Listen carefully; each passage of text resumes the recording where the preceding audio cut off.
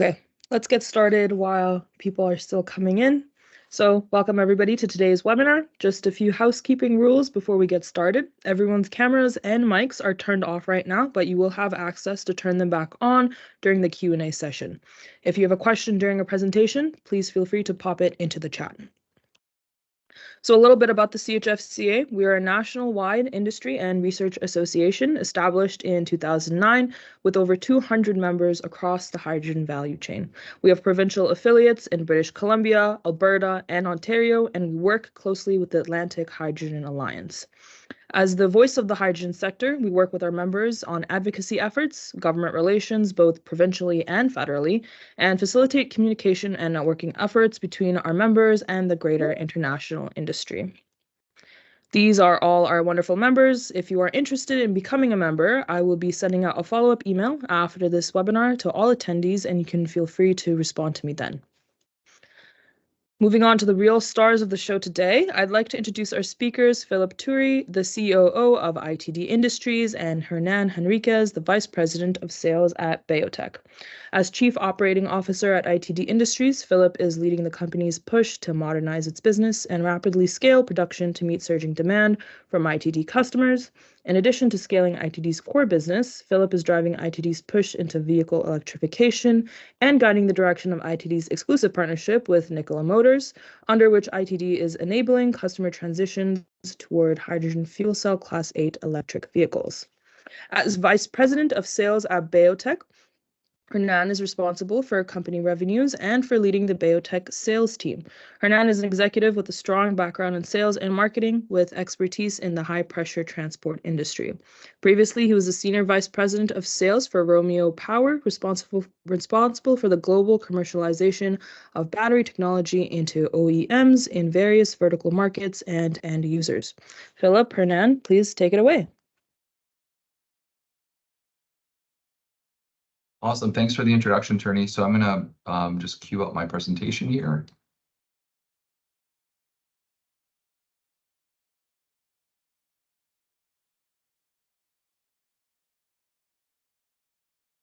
Okay, can you see my screen? Yep, you're good to go. Awesome. Well, thanks for the introduction, and thanks everyone for tuning in today and for giving us an opportunity to speak. I also wanted to mention as well, I happen to be lucky enough to be on the board of the CHFCA, and it's only been a couple of months, but it's been a tremendous experience so far, and I want to thank them for putting today together, and also for the great work that they do on a regular basis. If you're not a member, do join, because this is sort of the community that is championing a lot of the great work in Ottawa and in provincial jurisdictions with regulatory officials, and they're really acting as the voice of really our community. So I just wanted to start off by a big thanks there. And these webinars are perfect examples, to demonstrate how CHFCA can show value and bring a broad group of stakeholders together across the value stream to show all the great stuff that's happening in the world of hydrogen technology. So as mentioned, I'm the COO of ITD Industries. Today's presentation is going to be, just to tee it up, sort of a view from the ground. And I know from the events that I've been to thus far, with the CHFCA events that I've been to thus far, I think it's pretty easy for us to be talking theory, to be talking policy, for us to be talking somewhere in the supply chain, things that may or may not be happening fast enough. Where we play is really out in front of the customer, hands-on, very hands-on with the customer. And so for those of you that are wondering, what's happening in the hydrogen world, particularly in transportation, I think that we are going to be this will be a pretty interesting treat for you. So just so you understand, ITD is a transportation equipment manufacturing business. We've been around for a long time. The company's history actually goes back to the 70s. At one point, ITD was the largest truck and trailer repair business in Canada. And about 20 years ago, the company was spun off and became ITD. And for most of the company's existence, we were a specialty trailer manufacturer.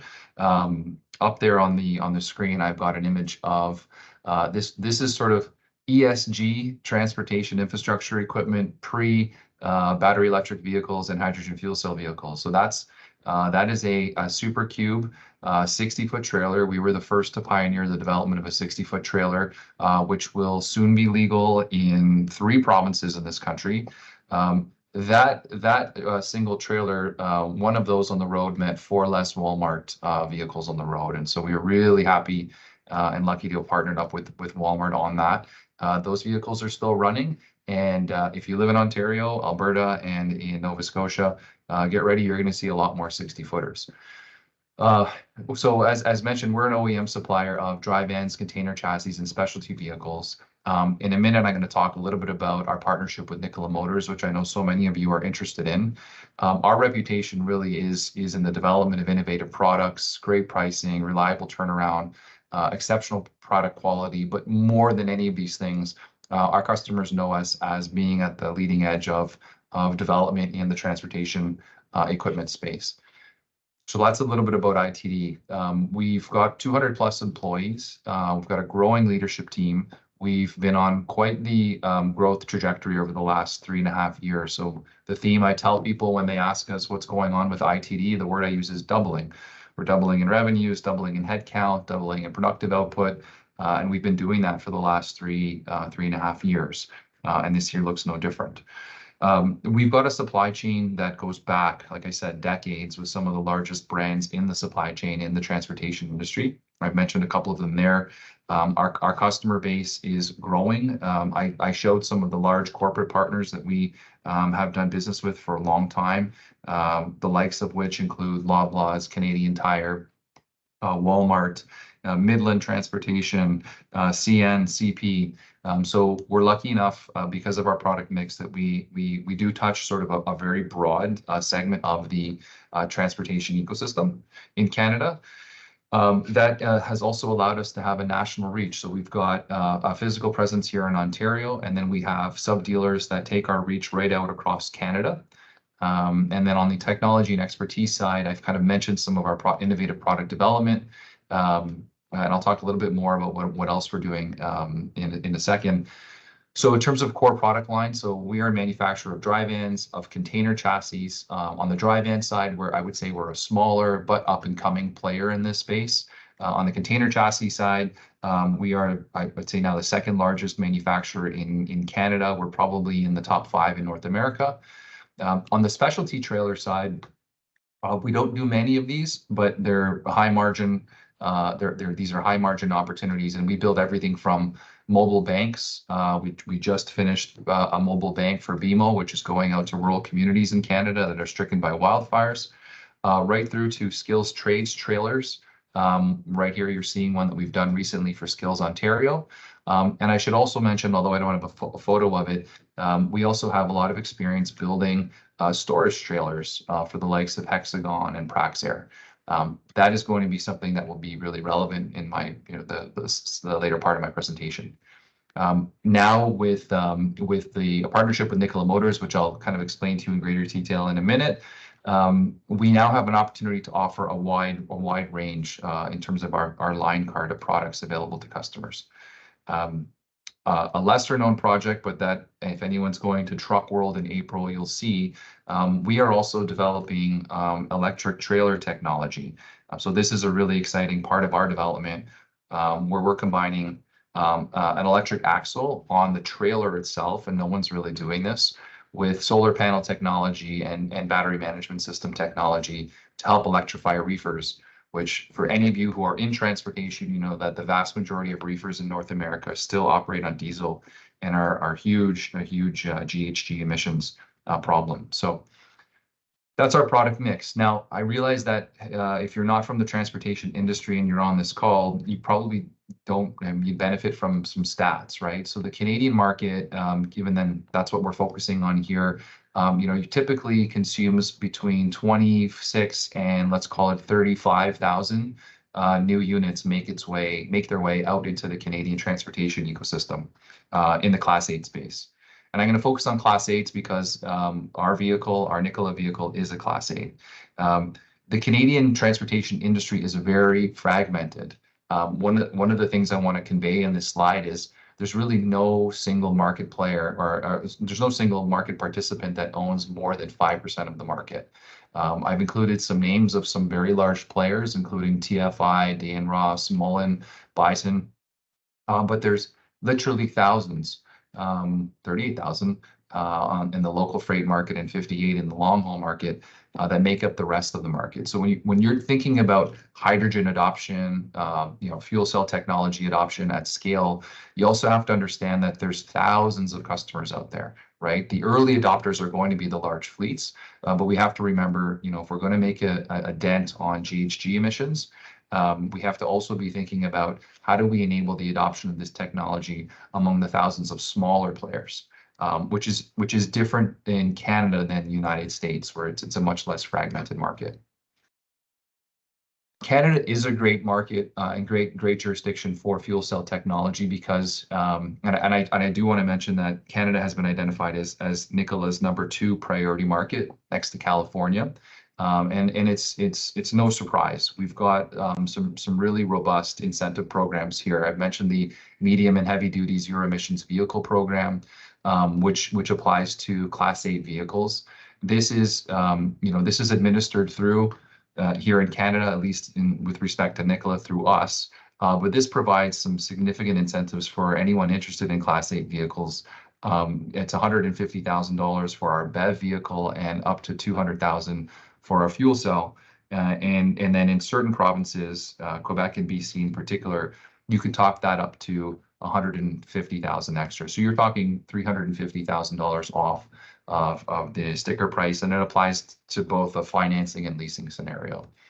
That, coupled with changes to Canada's federal investment tax credit, also should help to seed some greater production of hydrogen in this country. That 40% ITC for producers should go a long way, and we're hoping that anyone in the production space is taking advantage of that. The ZVIP program is going to be foundational funding for station and station-related infrastructure, and of course, there's carbon credits at point of consumption. So all of these things make Canada a great environment for this technology.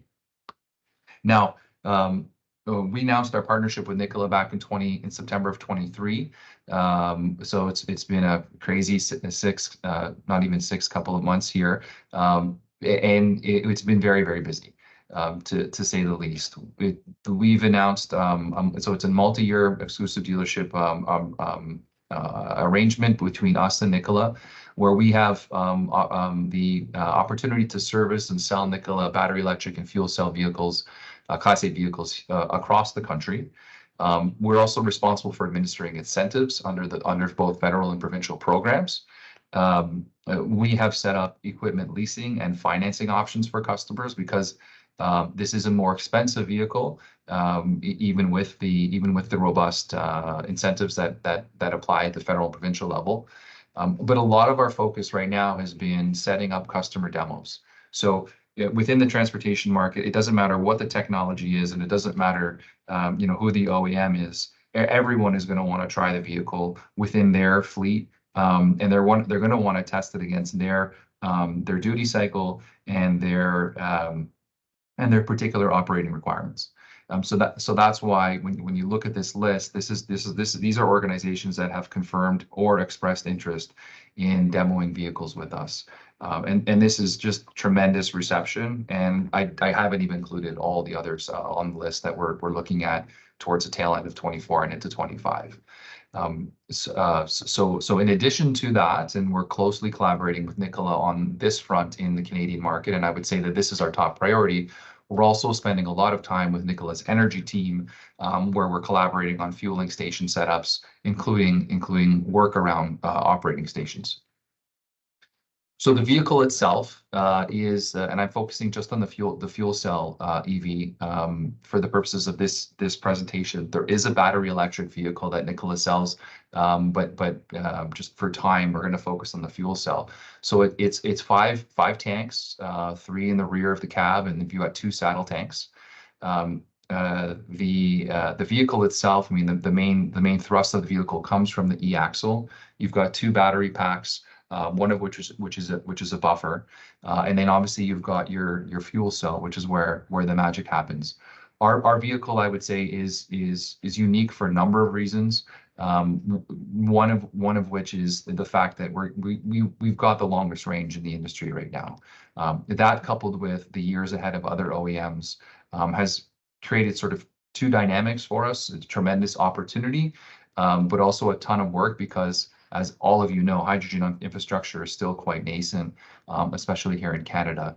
So the 500 miles or 800 plus kilometers does depend on an individual company's operating cycle.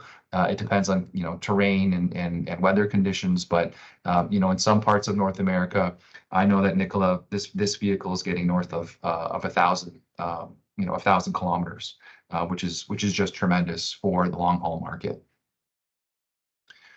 So why did we partner with Nikola, and why did they partner with us? So there's a couple different reasons here. One is I've already mentioned the customer base and our national reach, right? So we've got trusted relationships that were hard earned and built over literally decades. We're not tied to an existing Class 8 OEM.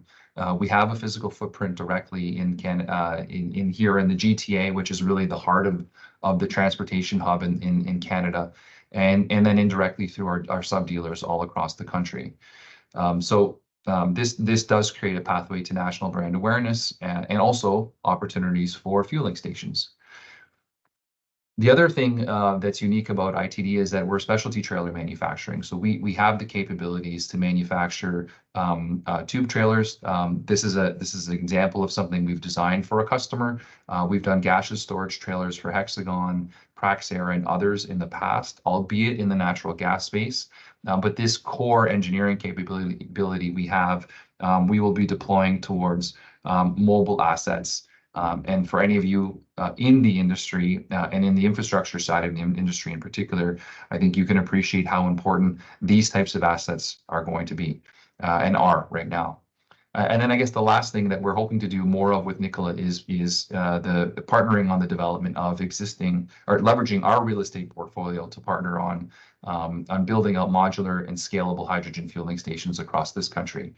Again, the view here is to seed hydrogen adoption so that we can frankly get these beautiful trucks into customers' hands.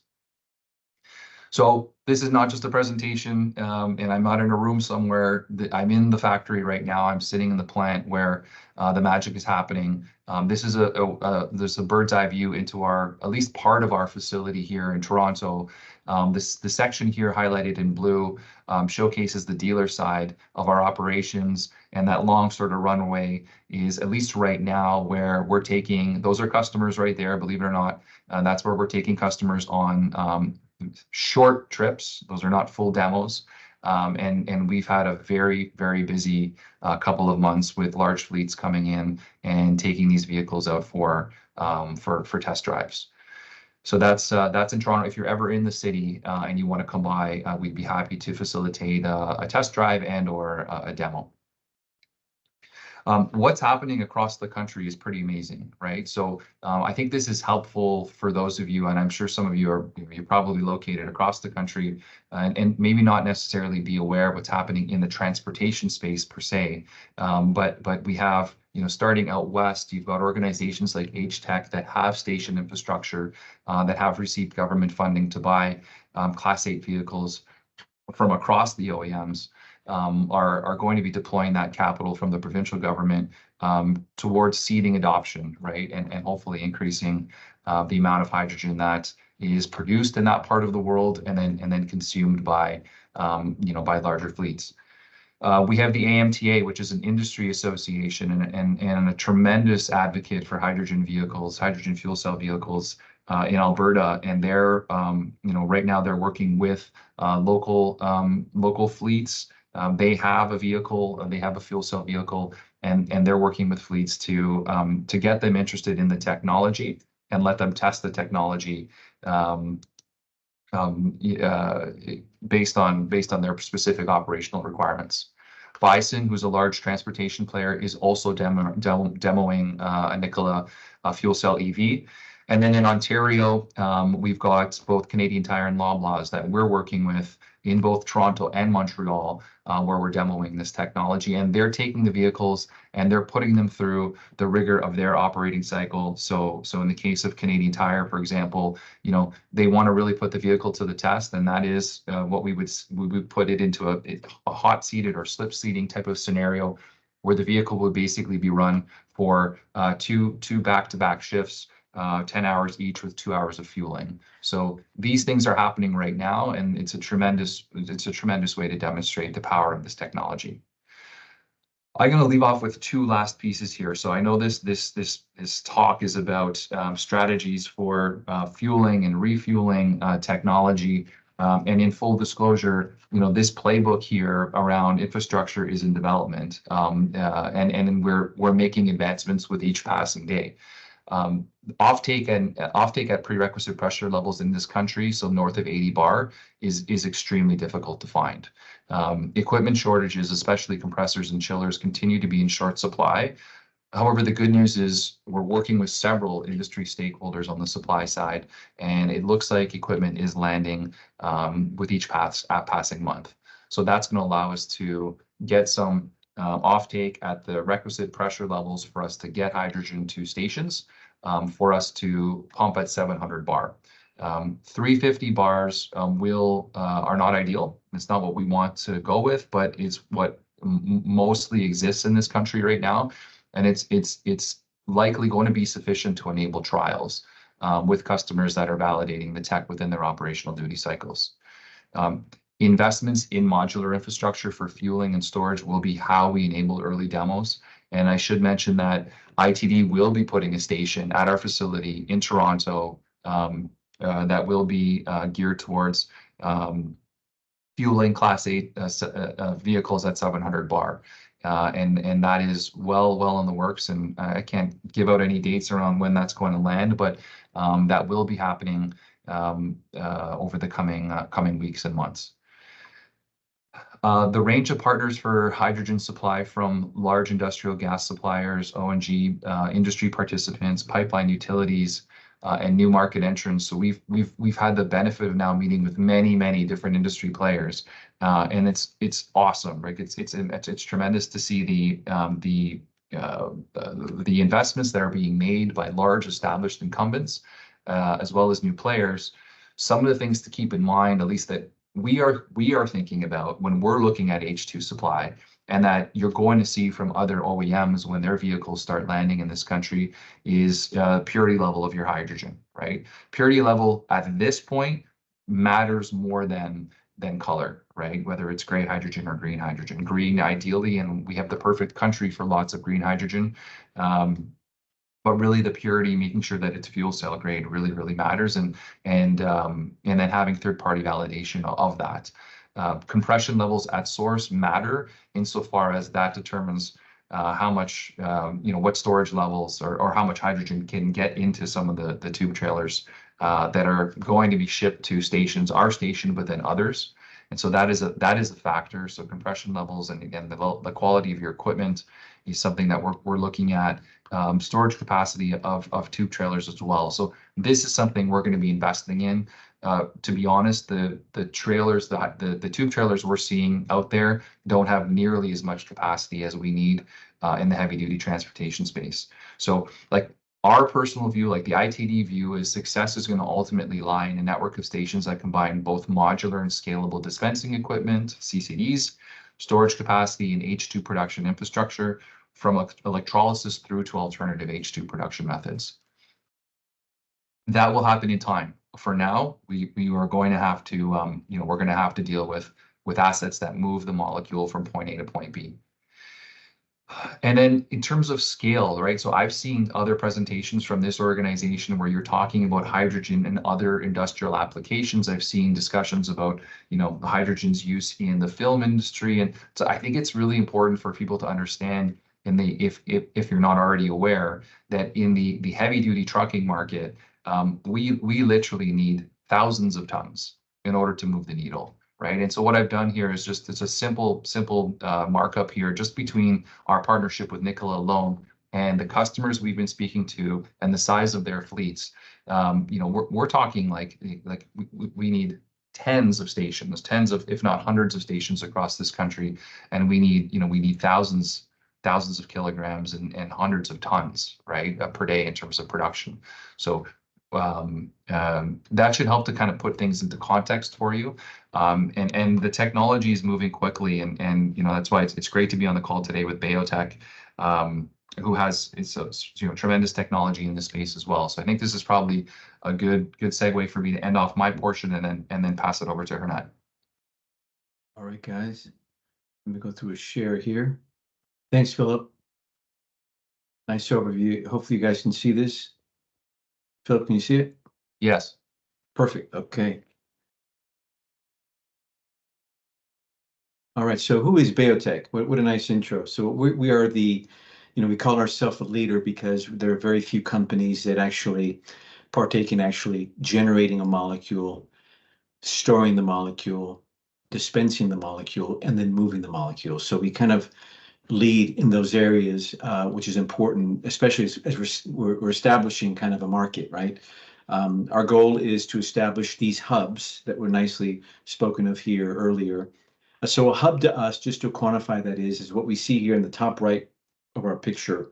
It's sitting on about 2.5 acres in what we have, and we'll talk a little bit about it, but that's what a hub is, and that's where we would need input such as water, methane, and power. That's the feedstock that we need, and at the end we generate the molecule, which we'll talk about in a second. But our goal is, looking at the map of the U.S., is to have these distributed.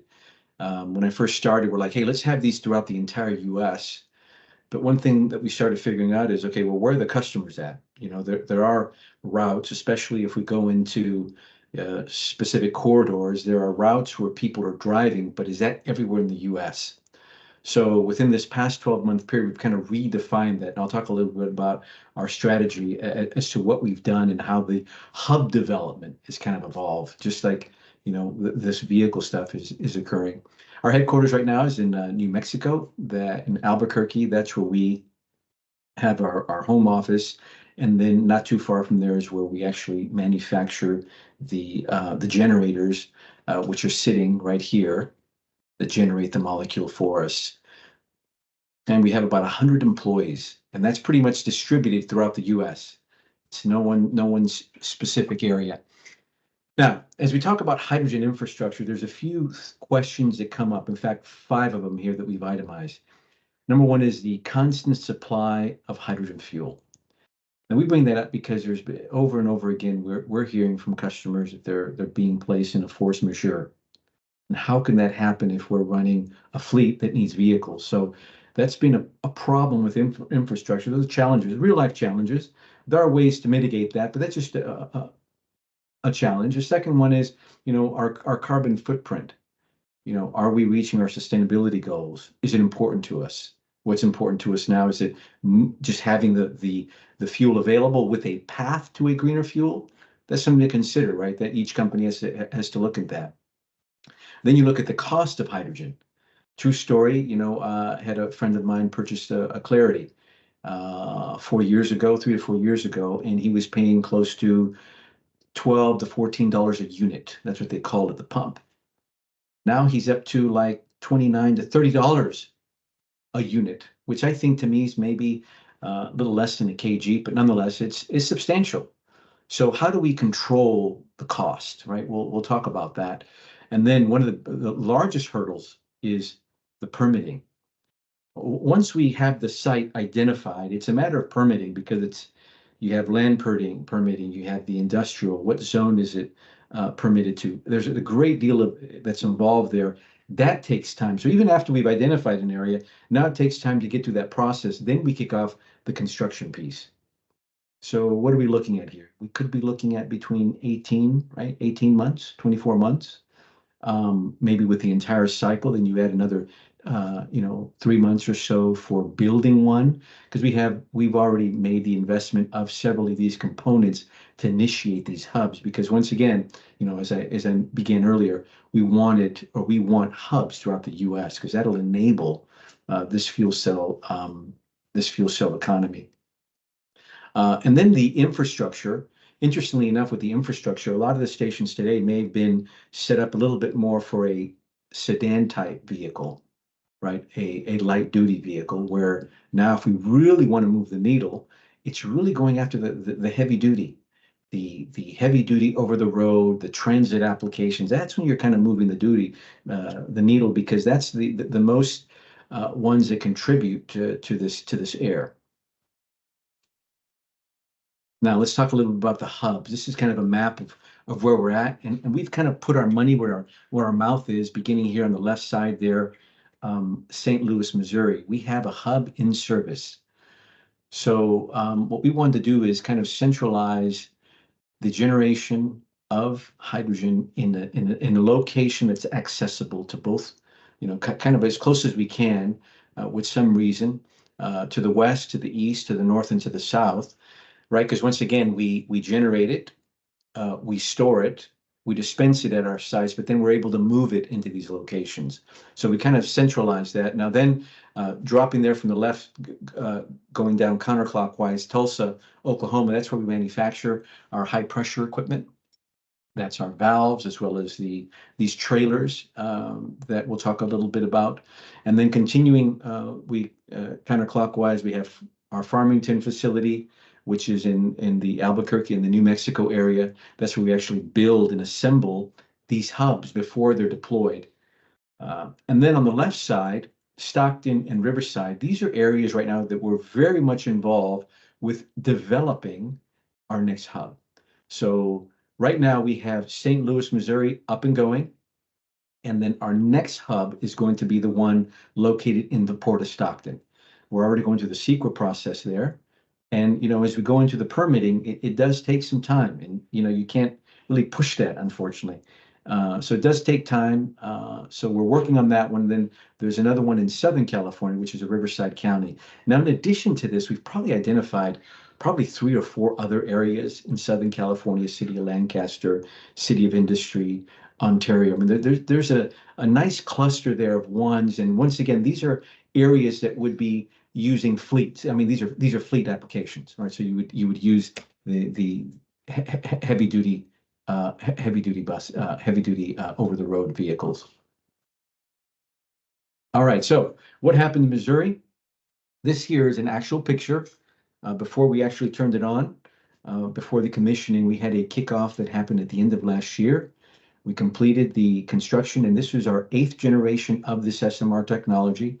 The goal there was to generate 600 kilograms a day. Now, the brains behind the business were saying, well, it's very possible we might be able to push that north of 600.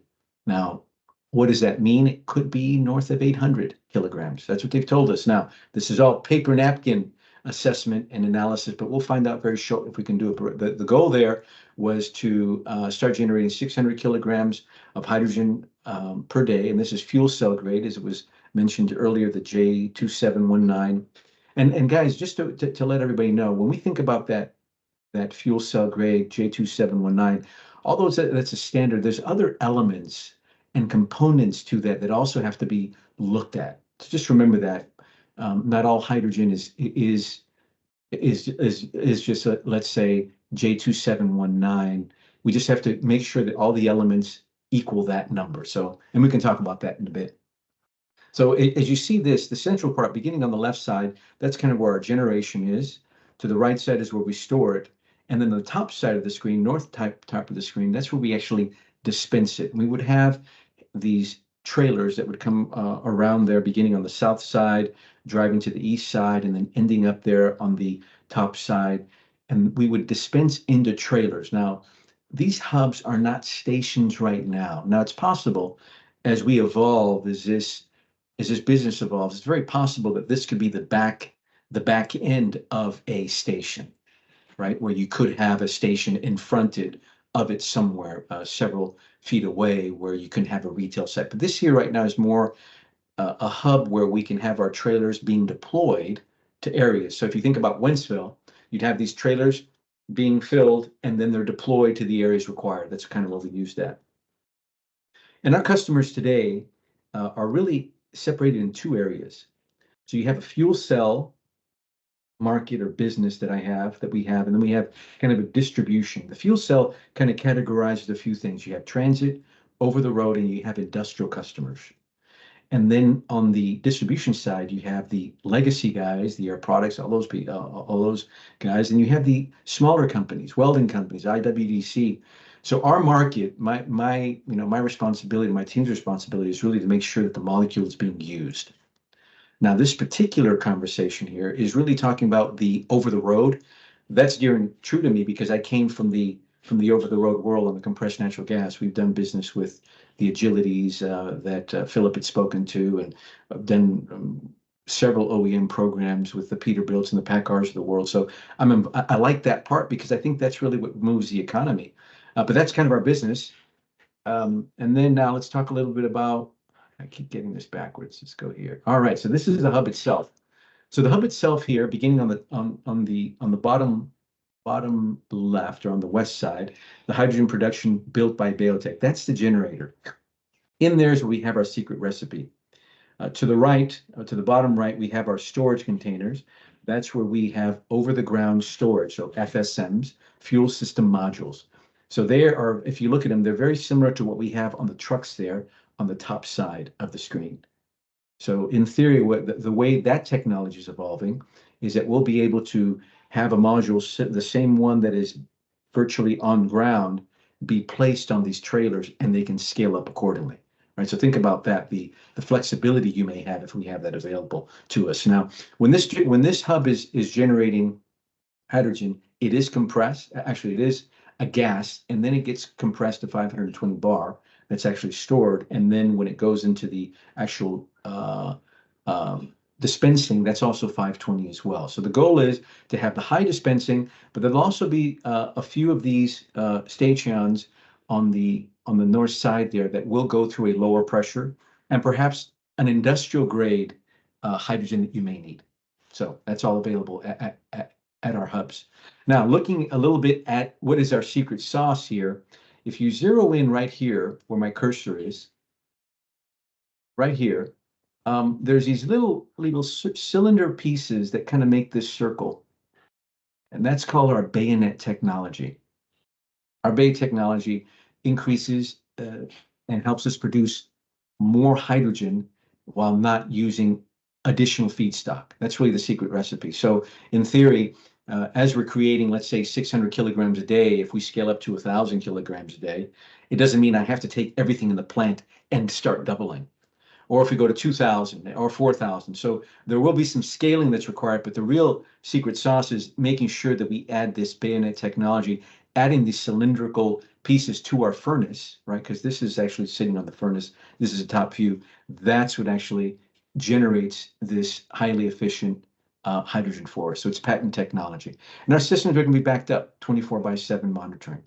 Now, in the event that we need a green path forwards to this, then we incorporate the RNG factor to it. And in doing so, now you have a path where you have the green technology.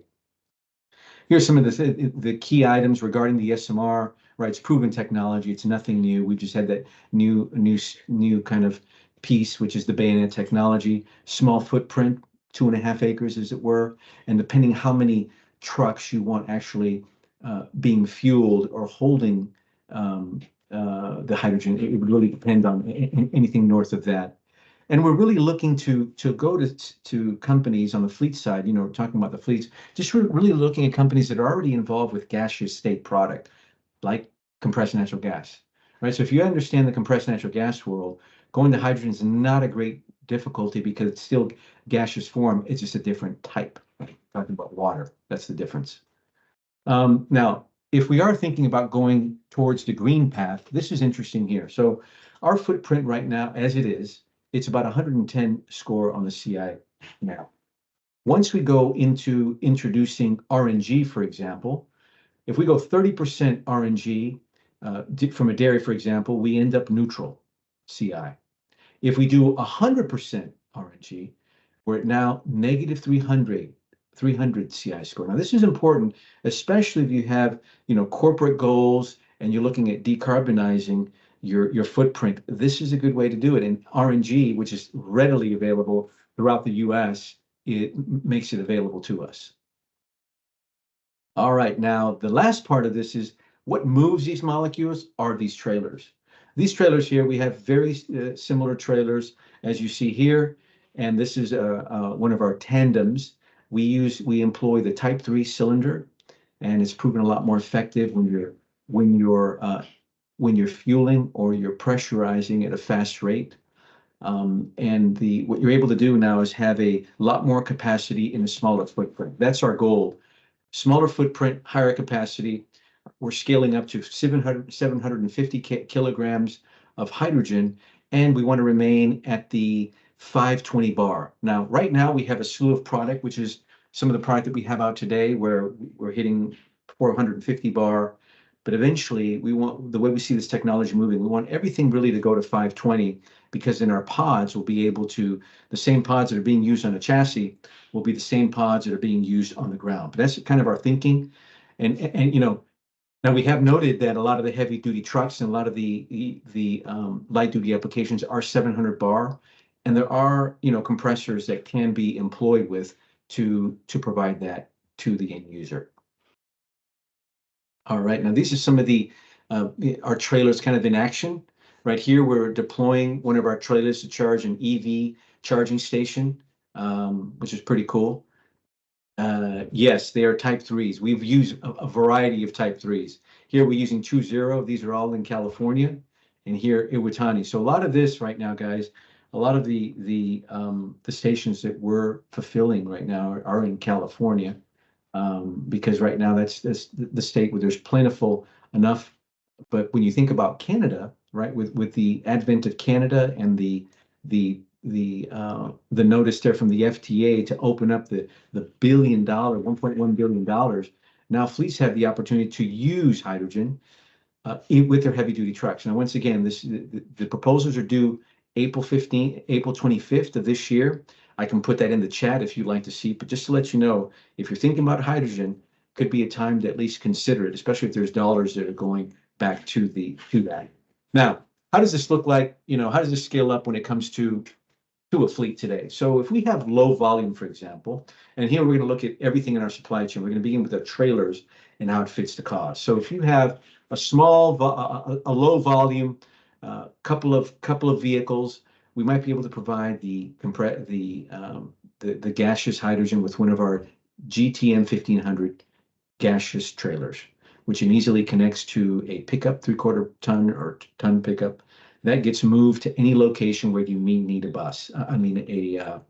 vehicle. Now, this works for buses as well as over-the-road vehicles, as well as light-duty vehicles, but it's just a small way to control the movement of hydrogen. Now, if we scale up, same process, we still use the trailer, right? But now it's a tractor trailer, and we have pods, which would categorize, and we add corresponding to what size trailer, what size fleet you have. Now, what we can do at 520 in this scenario here, we have 520 coming in. You have a compressor that can pick it up to the 700 bar, and then you dispense it now clearly to any of the fuel cell applications that are running 700 bar.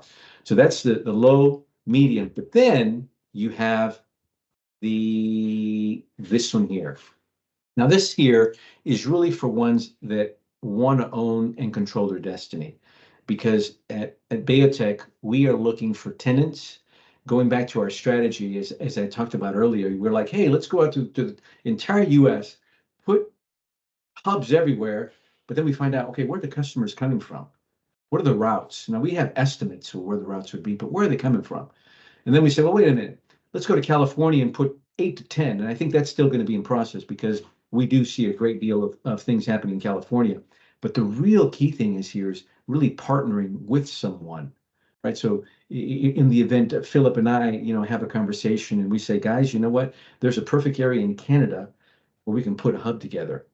And we have some partnerships that Philip might be bringing to the table. Guys, we can set up one of these units and you control your own destiny, your own fuel, right? There's no issues anymore of infrastructure availability, because now it's available to you. And that's important, because at the end, the largest companies in the world that are using any green technology is very simple. It's Waste Management, it's UPS, and Amazon. Now, I was involved in the compressed natural gas world, and the reason they were so successful is because they own the fuel. If they own the fuel, they know what their price is at the pump. They don't have this fluctuation that happens. So that's kind of the story. Here's the case story about Nikola. They had challenges of finding infrastructure. We were able to provide the infrastructure. There's a picture of our trailers. And the result, we were able to provide without a dispensing. We were just using physics, physically connecting to it. And then, with the equalization of pressure, the truck was up and going. So that's it, guys. I hope I didn't take too long, but gave a little bit of time for any question and answer. Thank you. Everyone, I will be turning on your mics and your cameras in just 1 second, and you will be able to turn those on and ask any questions, and you will also be able to type them in the chat. So you should be able to turn your mics on and your cameras on and ask any questions.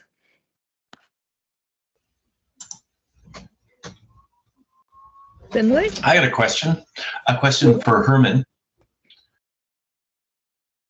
Yes, can you hear me? Hernan, yes, Finlay, it's Hernan. Hernan, Yes. sorry. Yeah, Hernan. no problem. Great presentation.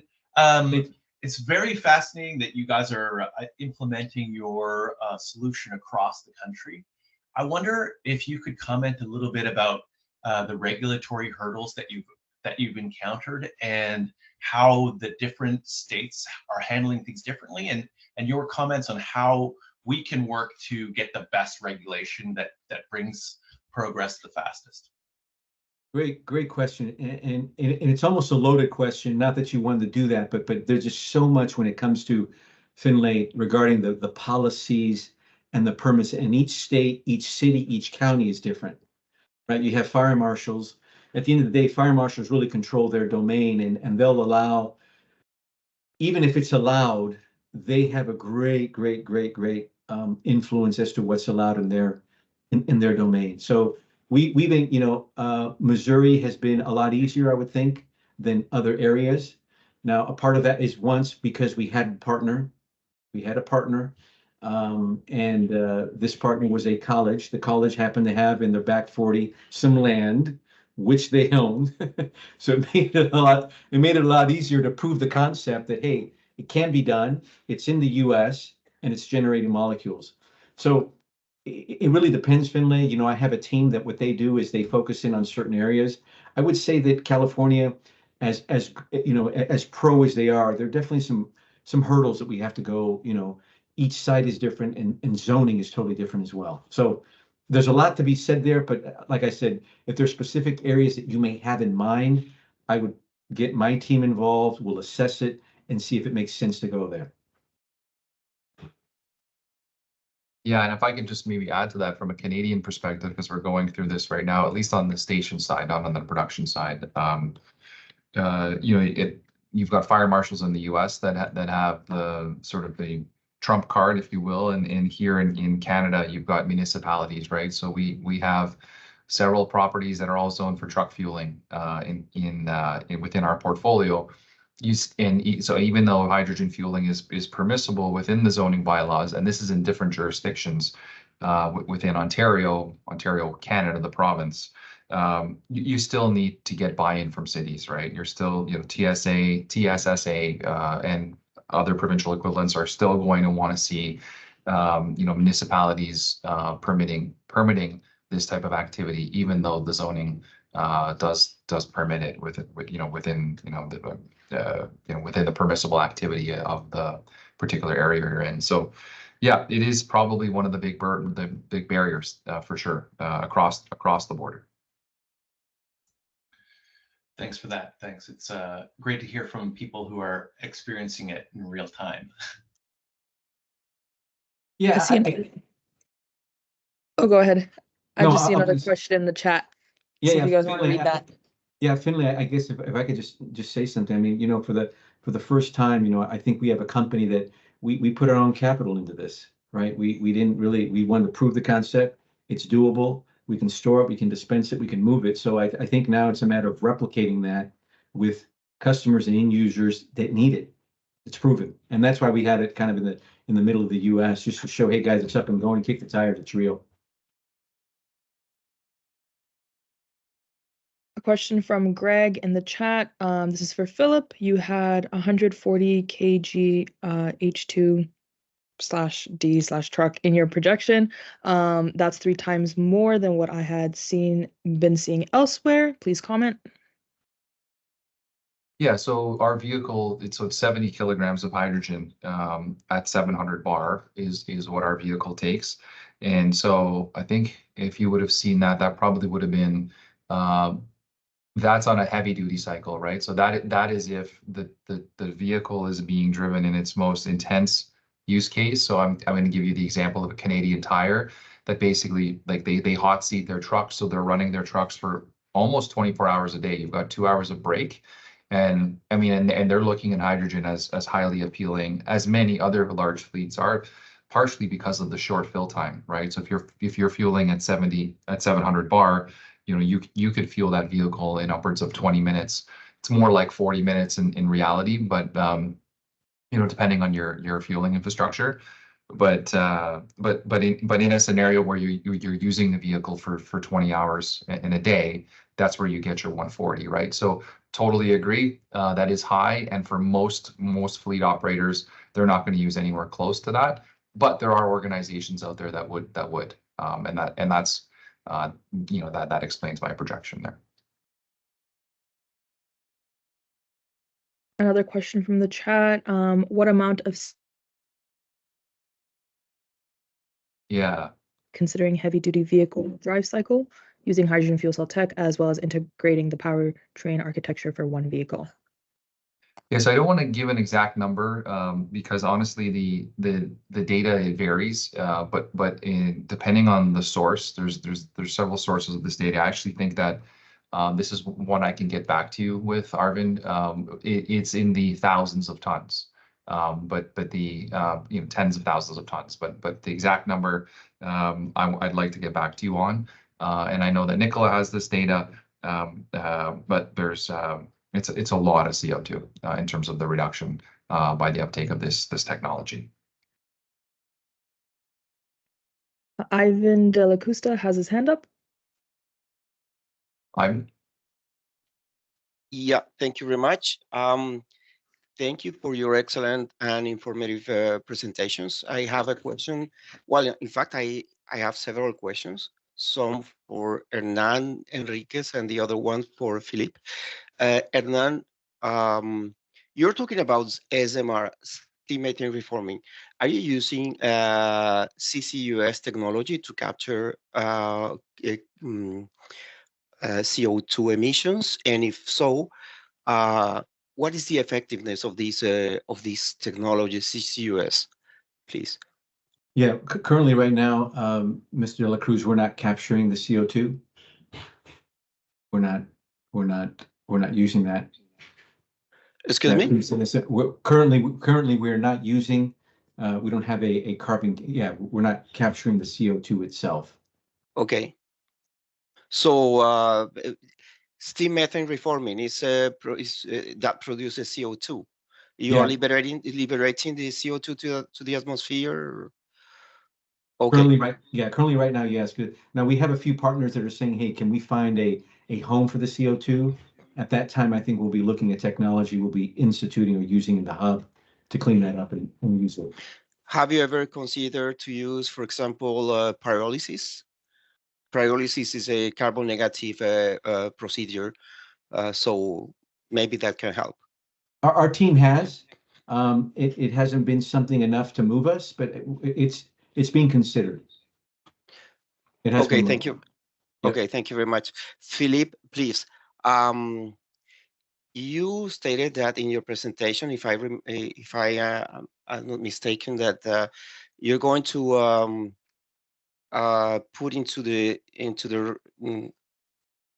highways around 500 Nikola 3 from now to 2027, and then 500 trucks. We have 700,000 trucks only in Canada. and then 200,000 are Class 8 trucks. Mhm. Do you think that with a Nikola solution where we can, well, does Nikola have enough production capacity to overcome this zero emission situation, or this decarbonization situation in Canada with those 200,000 trucks? Yeah, so I mean, so to couple of answers or responses to your question there. So one, that is a extremely conservative forecast, right, around what I think we can do, and that's purely based off of a small portion of the fleets that we already sell into, right, and those that have expressed interest. In terms of the productive capacity of Nikola, I mean, I don't work for Nikola, to be clear, right? And but I'm a partner of theirs. I've been to the facility. I've been to the facility in Coolidge, and I will say that it is a first-class facility with extreme productive output potential. So I think that they're being super responsible with the units that they're producing right now in terms of numbers.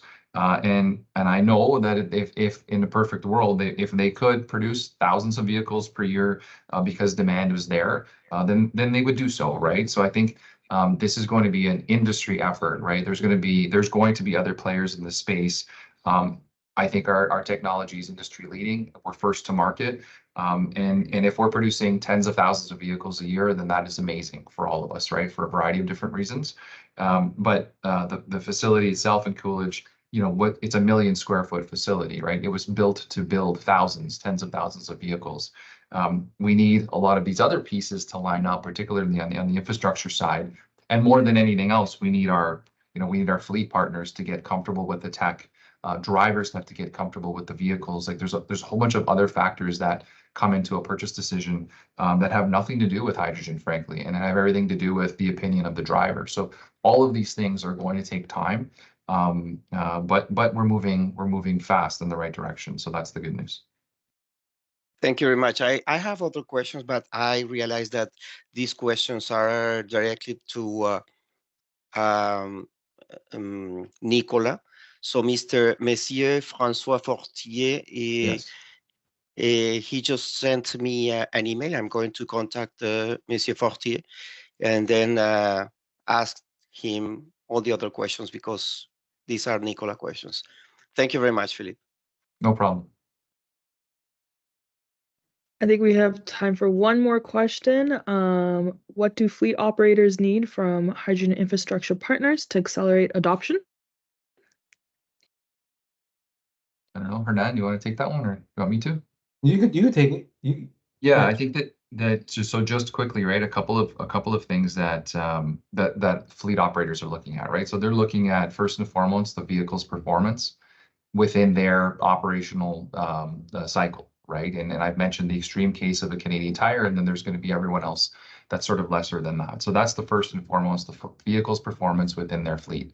They're going to be looking at factors like driver comfort, right? Full disclosure, ours is a cab over right now. That is a factor of consideration because most vehicles in this country are not, in North America, are not cab overs. It is a beautiful vehicle. Once you get in it, you'll quickly realize that it's a non-factor, but still the opinion of drivers matters.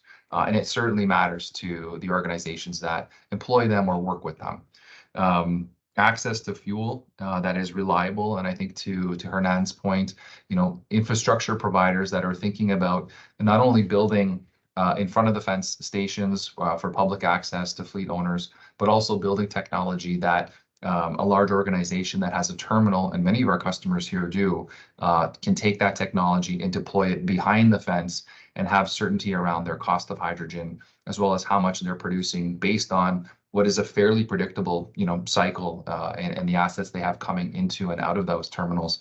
That is probably going to be the way this all shakes out in the years to come. So that's going to be another factor. And to Hernan's point, like if you have some experience working with natural gas, it's not a huge leap. It's a leap. It's not a huge leap to getting comfortable with hydrogen. So I think you're going to see, those factors plus, where you are in your sort of level of experience with with various commodities and with various gases as being highly influential, and those organizations are going to be the first adopters in any meaningful scale. Yeah, I think that underscores the importance of again, right? It's kind of that, I hate to say it, but that whole chicken and egg thing, right? I hate to say it, but it works here. Once the infrastructure is set, then people are going to do it. You can't go one to the other. And having said that, guys, we're taking applications right now for anybody that is interested in a hub in the Canadian market. Anybody interested in a hub in the Canadian market, wants something behind the fence, please access myself or Camden. She put her email on the chat. Please reach out to her or myself, and we're very interested in talking. It's going to be very exclusive because we don't run out of money. We just have to use the initial money in the right places. So give us a call, and we'd love to work with you guys to help just get some of Philip's trucks on the road. You're here. You're here.